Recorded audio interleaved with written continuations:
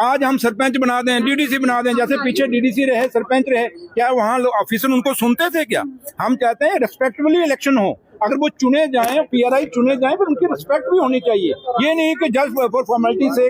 मुझे बताएं, बीजेपी वालों को पूछ लीजिए कि आपने पीछे डीडीसी के चेयरमैन थे, बीडीसी थे, आपके सारे अपना म्युनिसिपैलिटी के चेयरमैन थे, मेयर थे, डिप्टी मेयर थे, क्या हालत की आपके दौर में पिछले 10-12 साल में? उनकी क्या हालत हुई? क्या उनको पूछने वाला था कोई? ये तो आप लोग भी जानते हैं। क्या उनकी वो रिस्पेक्ट थी जो रिस्पेक्ट होनी चाहिए? एक जो डीडीसी चेयरमैन ऑफिसरों को डीसी को बुलाता था, आते ही नहीं थे, जबकि डीसी उसका प्रोटोकॉल में छोटा था। तो एक डीडीसी जो था वो बुलाता था ऑफिसरों को, वो आते ही नहीं थे। तो इसलिए ऐसे इलेक्शन क्या करना? जैसे आज ये उमर अब्दुल्ला सरकार है, हमारे पास पुलिस नहीं, हमारे पास आईपीएस आईएएस कैडर नहीं, तो कौन सी सरकार है ये? इसलिए हम वो जैसे हमारे साथ नाइंसाफी हो रही है, हम नहीं चाहेंगे कि पीआरआई के इलेक्शन हो, बाद में उनको कोई पूछे ही ना, उनकी कदर ही ना, ऑफिसर उनको जाने पहचाने ना। ऐसे इलेक्शन हम नहीं कराने चाहते, वो फ्रॉडी इलेक्शन हम नहीं कराते।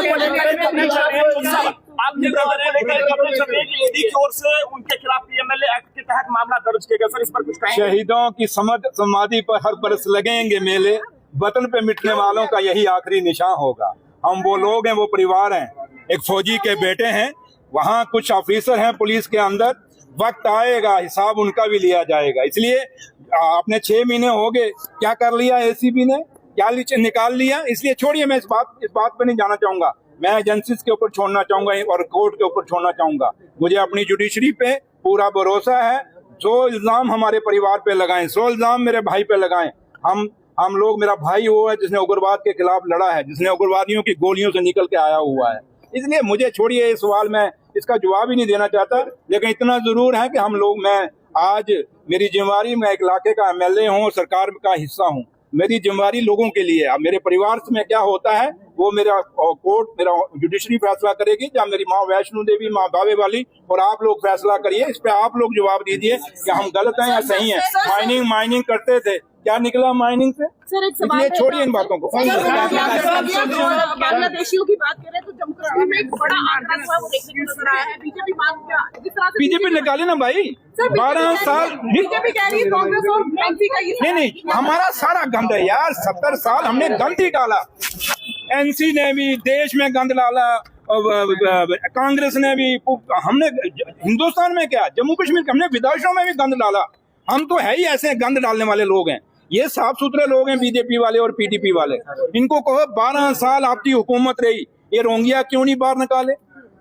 ये क्यों, ये शराब की दुकानें गली गली में, स्कूलों के बाहर, मंदिर मस्जिद गुरुद्वारों के बाहर में आई, स्कूलों के गेटों के बाहर आई वाइन शॉपें, इसके दौर में आई क्या हमारे दौर में आई? इसलिए बीजेपी की बात आप जब करते हैं, जरा उनको पूछ लीजिए। मैंने 15 अगस्त वाले दिन कहा था ना कि हमारी 5 यूनिवर्सिटी हैं, एक भी यूनिवर्सिटी में हमारा वाइस चांसलर जम्मू का नहीं है, एम्स का डायरेक्टर हमारा नहीं है, हमारे आईआईएम आईआईटी में हमारा कोई नहीं, माता वैष्णो देवी यूनिवर्सिटी में कोई नहीं है। क्या हमारे डॉक्टर, हमारे प्रोफेसर इतने नालायक हैं कि कोई वाइस चांसलर नहीं बन सकता जम्मू से, कोई एम्स का डायरेक्टर नहीं बन सकता? इतने नालायक डॉक्टर और इतने नालायक प्रोफेसर हैं जम्मू के। ये बीजेपी से सवाल क्यों नहीं आप लोग पूछते? हमें तो पूछते हो, उनको पूछिए एक भी वाइस चांसलर किसने लगाना? वो तो गवर्नमेंट, दिल्ली गवर्नमेंट लगा, हम तो नहीं लगा रहे वाइस चांसलर। एम्स का डायरेक्टर कौन लगा रहा? दिल्ली लगा रही है ना। तो इसलिए वो सवाल पूछिए, ये छोड़िए क्या कहते हैं।